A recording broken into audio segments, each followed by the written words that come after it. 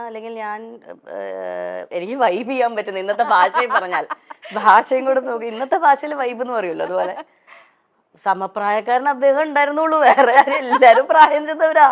പിന്നെ ഞാൻ ഈ വയസ്സായ ആൾക്കാരുടെ കൂടെ കറങ്ങി അടിച്ച് നടക്കും. ഞാൻ എന്താ എന്നെ കൊണ്ട് മിക്കവാറും അതെടുക്കൂ ഇതെടുക്കൂ കുട്ടി ലൈറ്റ് ഓഫ് ചെയ്യൂ ഫാൻ ഇടൂ ഓടി നടന്ന് കാര്യങ്ങൾ ചെയ്ത് 19 വയസ്സല്ലേ ഉള്ളൂ, 19-20 വയസ്സ് സമയത്ത് അതേ സമപ്രായക്കാര് സിനിമ സെറ്റിൽ ഉണ്ടാവുക എന്ന് പറയുന്നത് വളരെ കുറവാണ്.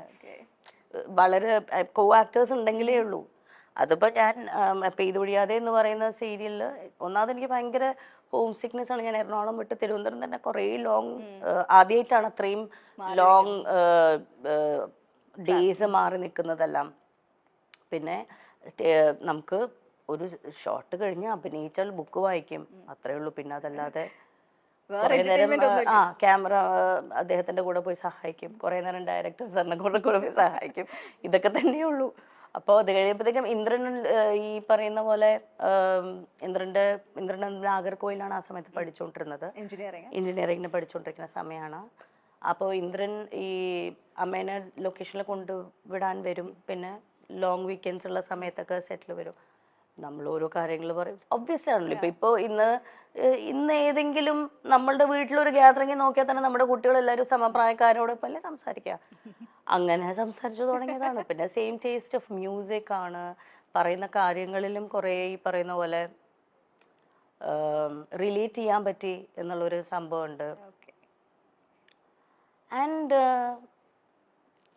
I don't know what happened, when happened, it just happened. It just happened. Yeah. അതാണ് അതിൻ്റെ ഏറ്റവും ബ്യൂട്ടിഫുൾ ആയിട്ടുള്ള സംഭവം. ബിക്കോസ് ഇപ്പോൾ 20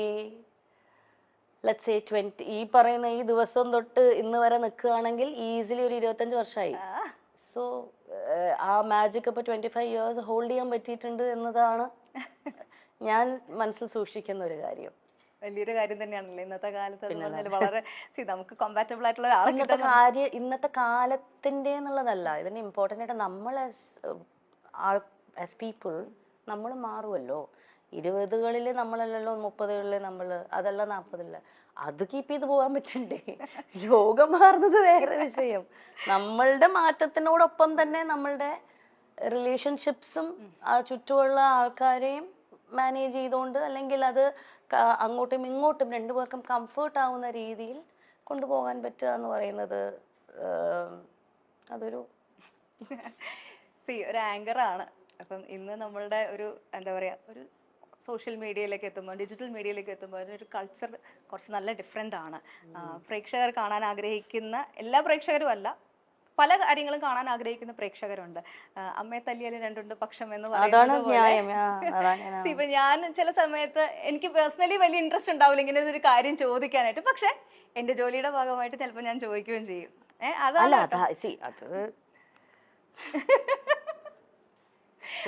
അപ്പൊ ആ ഒരു അങ്ങനെ ഒരു ആങ്കറിങ്ങിൽ വന്നിട്ടുള്ള ഒരു മാറ്റം, ഇപ്പം ഇന്റർവ്യൂസ് ഇതേപോലെ കഥ ഇതുവരെ അല്ലാതെ തന്നെ ഒത്തിരി നല്ല നല്ല ഇന്റർവ്യൂ പ്രോഗ്രാംസ് ചെയ്തിട്ടുണ്ട്. ഞാനൊക്കെ കണ്ട് ഒരുപാട് നമ്മുടെ അപ്പൂസൊക്കെ ഭയങ്കര ഫാനായിരുന്നു കേട്ടോ. കഥ ഞങ്ങളുടെ ചാനലിൽ തന്നെ ഇങ്ങനെ ഒരു ഷോ കോൺസെപ്റ്റ് കൊണ്ടുവന്നത് കഥ ഇതുവരെ ഇൻസ്പയർഡ് ആയിട്ടാണ്.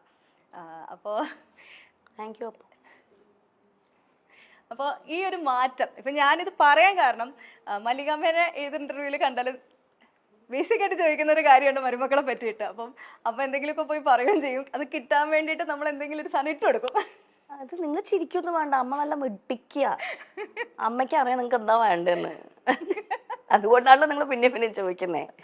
നിങ്ങൾക്ക് ആവശ്യമുള്ള സാധനം അമ്മ തരുന്നുണ്ടല്ലോ, അത്ര അറിഞ്ഞാൽ മതി. എനിക്ക് സോഷ്യൽ മീഡിയയിൽ എന്താണ് ട്രെൻഡ്, എന്താണ് പ്രേക്ഷകന് വേണ്ടത്, എന്താണ് ചാനലിന് വേണ്ടതെന്ന് കൃത്യമായി അറിയുന്ന വേറൊരു വ്യക്തി ഉണ്ടോ എന്ന് എനിക്ക് ഇപ്പോഴും സംശയം. അമ്മയുടെ ഞാനെപ്പോഴും അത് പല ഇന്റർവ്യൂസിലും ഞാനത് പറഞ്ഞിട്ടുണ്ട്.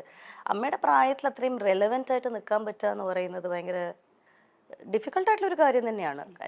അത് ഇന്നത്തെ ജനതയ്ക്ക് എന്താണ് ഇഷ്ടം, അല്ലെങ്കിൽ ഇന്നത്തെ ജനതയ്ക്ക് റിലേറ്റ് ചെയ്യാൻ പറ്റുന്ന രീതിയിലുള്ള കാര്യങ്ങൾ സംസാരിക്കുകയും അവർക്ക് മനസ്സിലാവുന്ന രീതിയിൽ അത് എക്സ്പ്രസ് ചെയ്യാൻ പറ്റുക എന്ന് പറയുന്നത് ഭയങ്കര ഇമ്പോർട്ടൻ്റ് അല്ലേ. അപ്പം അമ്മ അതിൽ മിടിക്കുകയാണ്.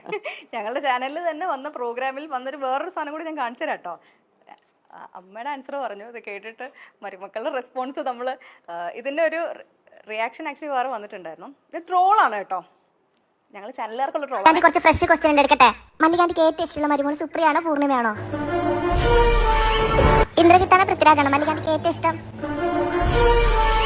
അടുത്തത് റാപ്പിഡ് ഫയർ ആണ്. 3 ആളുടെ പേര് പറയാം. അതിൽ ഒരാളുടെ പേര് മല്ലികാന്റി പറഞ്ഞേ പറ്റുള്ളൂ. മല്ലികാന്റിക്ക് ഏറ്റവും ഇഷ്ടമുള്ള പേരക്കുട്ടികൾ ഇവരിൽ ആരാണ്? അലങ്കൃത, പ്രാർത്ഥന, നക്ഷത്ര. ഇഷ്ടമില്ലാത്തത് നീ പറയാട്ടാ.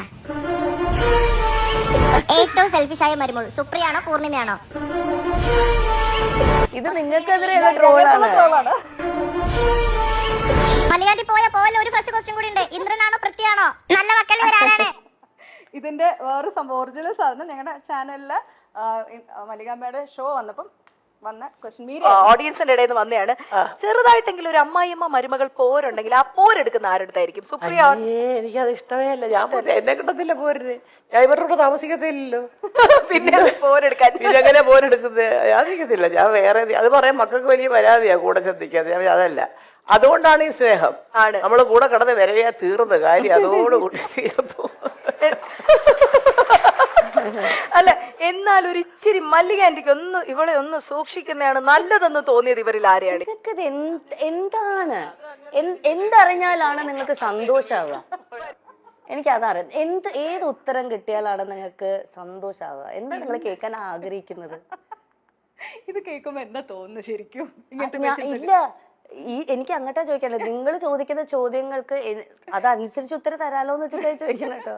എന്ത് കേട്ടാലാണ് നിങ്ങൾക്ക് കൂടുതൽ സന്തോഷം? സത്യം പറയല്ലോ, എനിക്ക് അറിയത്തില്ല. ഞാൻ ഈ ക്വസ്റ്റ്യന്റെ ആളല്ല. സത്യസന്ധമായിട്ട് പറയുവാണെങ്കിൽ ഈ ഇന്റർവ്യൂസ് ഞാനിപ്പോ സിനിമ കുറെ ഇന്റർവ്യൂസ് ചെയ്യണ്ടല്ലോ. ഇത് ഒരു മാറ്റമാണ്. ആക്ച്വലി സമയത്തിനനുസരിച്ചുള്ള മാറ്റമാണ്. ഇങ്ങനെ വളരെ പേഴ്സണൽ ആയിട്ടുള്ള ഇറലവെന്റ് ആയിട്ടുള്ള ക്വസ്റ്റ്യൻസ് തന്നെ ഞാൻ പറയും. പക്ഷെ ഇങ്ങനത്തെ ക്വസ്റ്റ്യൻസിലേക്ക് ആങ്കർ ചോദിക്കുന്നതിനെ പറ്റി ആ ഒരു ജോലിയിൽ ഇരുന്ന ഒരാളാണ് അല്ലെങ്കിൽ ചെയ്യുന്ന ഒരാളാണ്. എനിക്കൊരു പേഴ്സണൽ റൂളുണ്ട്. ഞാൻ മുമ്പിലിരിക്കുന്ന വ്യക്തിയെ അതിപ്പോ ഒരു ഇന്റർവ്യൂവർ എന്ന രീതിയിൽ ഞാൻ ഇന്റർവ്യൂ ചെയ്യുന്നപ്പം കഥ ഇതുവരെ ചെയ്തപ്പോഴാണെങ്കിലും അത് കഥ ഇതുവരെയിലാണ് എൻ്റെ ലൈഫ് ചേഞ്ചിങ് ജേർണി ആയിരുന്നു കഥ ഇതുവരെ എന്ന് പറയുന്ന ആ സമയത്ത്. കാരണം ഞാൻ ഇന്റർവ്യൂ ചെയ്തിട്ടുള്ള കുറേ മഹത്തായിട്ടുള്ള വ്യക്തികളും അവരുടെ ജീവിത പാഠങ്ങളിലൂടെ ഞാൻ പഠിച്ച കാര്യങ്ങൾ കുറേയാണ്. കാരണം ഞാൻ അവരെ മുമ്പിൽ ഇരുത്തുന്നതിന് മുന്നേ കുറേ അവരെക്കുറിച്ച് പഠിച്ചിട്ടാണ് അവിടെ ഇരിക്കുന്നത്. ഒരു പ്രോപ്പർ ഹോംവർക്ക് ചെയ്ത് ഒരാഴ്ചയോളം അവരുമായി മാനസികമായി സഞ്ചരിച്ചിട്ടാണ് നമ്മൾ ഒരു ഇന്റർവ്യൂവിന് അവരെ കൊണ്ടിരുത്തുന്നത്. ആ സമയത്ത് എനിക്ക് ആ മുമ്പിലിരിക്കുന്ന വ്യക്തിക്ക് ഏറ്റവും ഉചിതമായിട്ടുള്ള അദ്ദേഹം അവിടെ ഇരിക്കുമ്പോൾ അദ്ദേഹത്തിന്റെ മനസ്സിൽ ഓർത്ത് വെക്കാൻ പറ്റുന്ന സന്തോഷം അല്ലെങ്കിൽ അദ്ദേഹത്തിന് സന്തോഷം കൊടുക്കുന്ന കുറച്ച് നിമിഷങ്ങൾ മനസ്സിൽ കൊടുക്കണം എന്നത് മാത്രമേ ഞാൻ വിചാരിക്കാറുള്ളൂ. എൻ്റെ ഇന്റർവ്യൂവിനെ കുറിച്ച് ആലോചിക്കുമ്പോൾ മുമ്പിലിരിക്കുന്ന വ്യക്തിക്ക് ഒരു സന്തോഷവും സമാധാനം ഉണ്ടാവണം. ഞാൻ എൻ്റെ ഏറ്റവും ട്രൂ സെൽഫായിരുന്നു അവിടെ, അല്ലെങ്കിൽ എനിക്ക് എൻ്റെ മെമ്മറബിൾ മൂമെന്റ് ആയിരുന്നു ഞാൻ ഈ ഇന്റർവ്യൂവിൽ സ്പെൻഡ് ചെയ്യാൻ പറ്റിയത് എന്ന ആ ഒരു ഹോസ്റ്റിന് ആ ഒരു ഗസ്റ്റിന് ഫീൽ ചെയ്യിപ്പിക്കാനുള്ള രീതിയിലുള്ള ഇന്റർവ്യൂസേ ഞാൻ പ്ലാൻ ചെയ്യാറുള്ളൂ.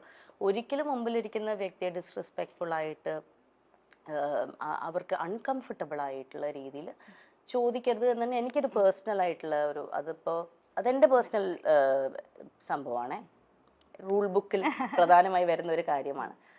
അതുകൊണ്ട് തന്നെയാണ് ഞാൻ അധികം ഇന്റർവ്യൂസും ചെയ്യാത്തത്. കാരണം ആരെയും ഞാൻ കുറ്റം പറയുകയല്ല.